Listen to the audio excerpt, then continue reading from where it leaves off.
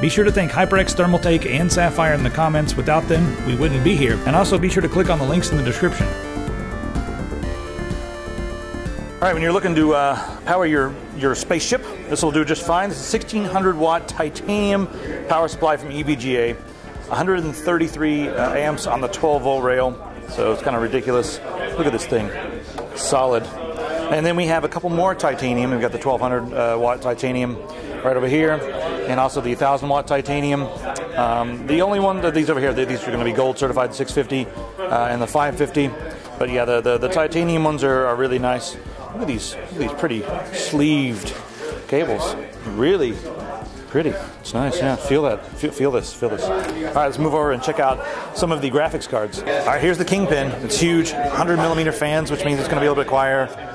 This thing is just a giant monster card. They haven't finalized the clock speed on this, so I'm not sure what it is. Of course, it's custom PCB. You got a huge backplate, a lot of copper on the inside there. And check this out. You need 2 4-pin and a 6-pin, which is just crazy.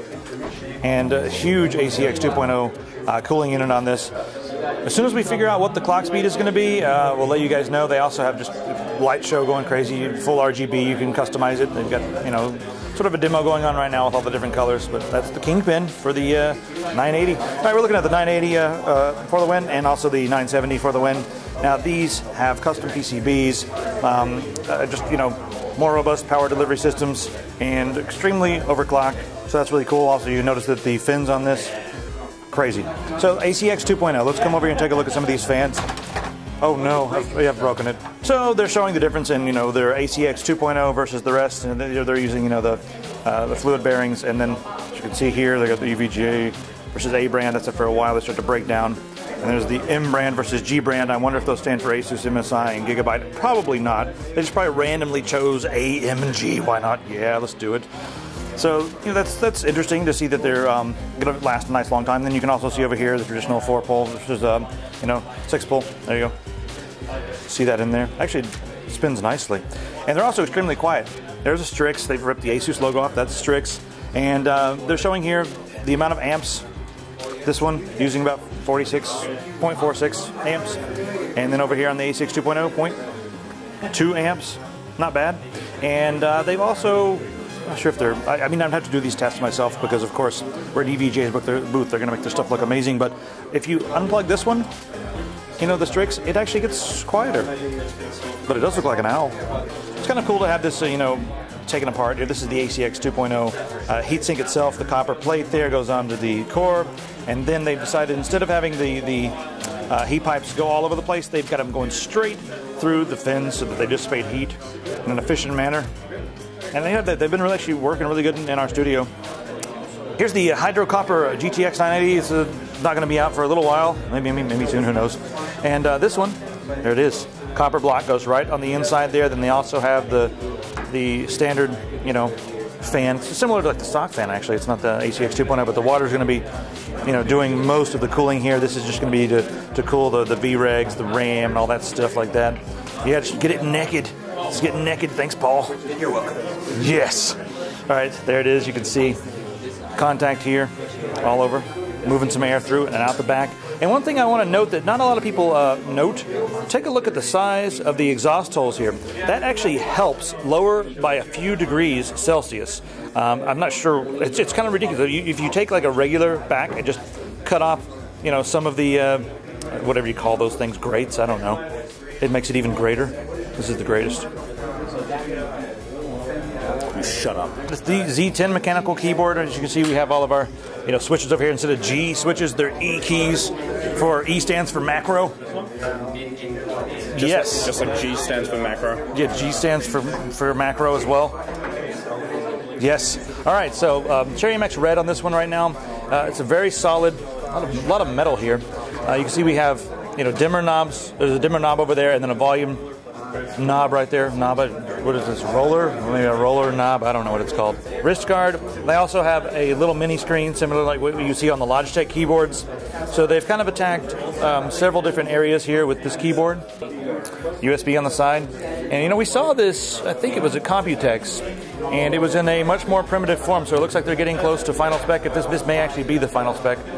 See the back here. Extendable, just standard stuff here, except for the fact that They've combined a lot of good ideas with this. Can't wait till they release different Cherry MX iterations, like brown and blue. All right, let's check out this EVGA DisplayPort hub. Now, you see there's 3 on this side. So you get 3 discrete 1080p outputs, all from 1 on the other side, 1 DisplayPort and power. Sleek little device. I bet Wendell wants one of these. Could always use more monitors. So you guys have seen the M6E a lot, like quite a lot. Wendell and I've used that thing way too much. This is the new one, the M6E Black, and it's pretty much the same. It's still, Gen 2 by 2, and it's got this really fancy shroud, black, and as you can see, black on the back as well. It's got a really nice feel to it. This is metal, not plastic. Why would you want plastic on your stuff? So they've actually developed some drivers for Windows, because the way that SSD handles cache just wasn't good enough. It does a pretty good job, but it's not quick enough, and I mean, Linux file systems are far ahead in pretty much all regards when it comes to this stuff. So with regular memory, you have something called well, there's 2 different ways. You do write back or write through, and they just are different ways of divvying up memory between the SSD and the way they cache. It's pretty much too technical to get into it without making a really long video. But they've created some drivers that work in between this entire chain from the the caching and the SSD. And what that's going to do is make it so that, if you have a sudden power off while something is writing to the disk, well, with this, it's not lost. And they showed us a demo where they're doing the write back technology with a standard, I believe it was a Samsung SSD, and they made some changes to a Word doc, and then they saved it, and then they waited a good while, and then powered it off, and the data on the Samsung was corrupt. Did the same exact test with the Plextor, using their special drivers. It's called the Write Through Plus technology. They did the same thing with that, and they powered off the system almost instantaneously after clicking save on the Word doc. Rebooted, everything was fine thanks to their drivers being running. So it's pretty cool. It's like makes it more like Linux on Windows. So if you really need security and really want to make sure that your data does not become corrupt from power, sudden power outage or something like that, these drivers could be pretty cool. I'm holding the M70. This is Gen 2 by 4. It's going to be like 14 something. Was it like 1411 on the read and 1028 on the write? That's their test over here. So it's going to be quite a bit faster. Can't wait to get one of these with the PCI Express adapter. But you can also just use it with your M.2 slot. This is nice. Need about 20 of these. So ETA for this is going to be sometime around Computex. They'll be rolling this out, which is near June, end of May, June, 1st of June. So look for it pretty soon. We all know HyperX makes gaming hardware, but they also have a YouTube channel centered on gaming culture that is about to hit 100,000 subscribers. Go ahead and click here to check it out. You may not know it, but Sapphire is sort of the AMD brand. They even make the OEM cards for AMD themselves. Click on the screen to see what's new and maybe some secrets. Thermaltake always has a lot going on, but this year they really have a lot going on and they have upped their game. Click on the screen to check it out.